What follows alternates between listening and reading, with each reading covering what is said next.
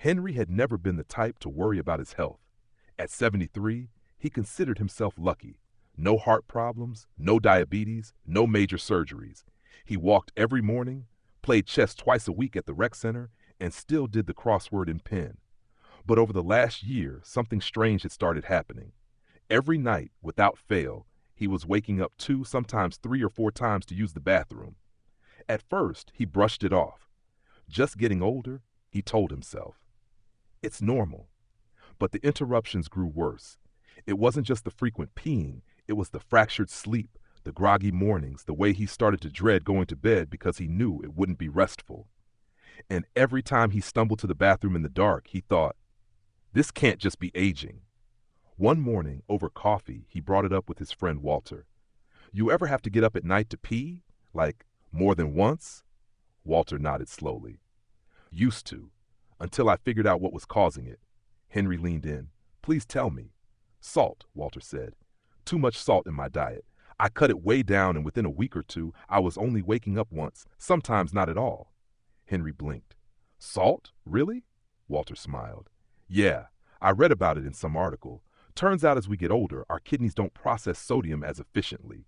That excess salt pulls water from the cells into the bloodstream, and your body wants to flush it out, especially at night. Henry went home skeptical, but curious. That night, instead of his usual ham sandwich with pickles and chips, he made a simple salad with grilled chicken. No added salt.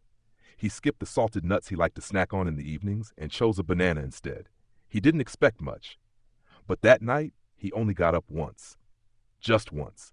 The next night, the same. By the end of the week, he had 2 nights in a row where he didn't wake up at all until the sun came up. It felt like a revelation. For months, he'd blamed his bladder. He thought maybe it was his prostate. He'd even bought one of those adult diaper pads just in case.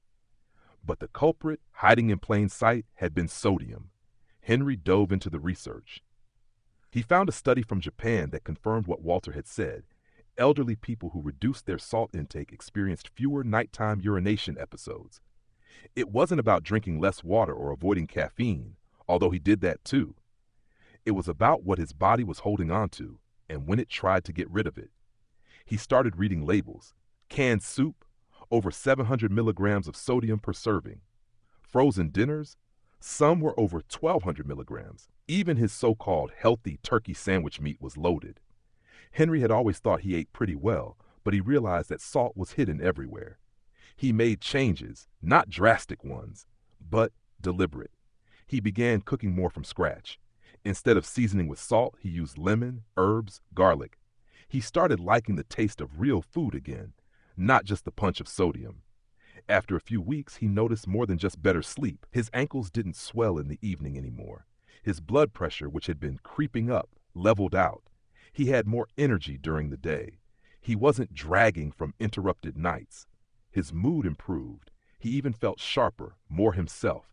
One afternoon at the rec center, he told the other guys at chess club, if you're waking up all night to pee, check your salt. Seriously, that was it for me.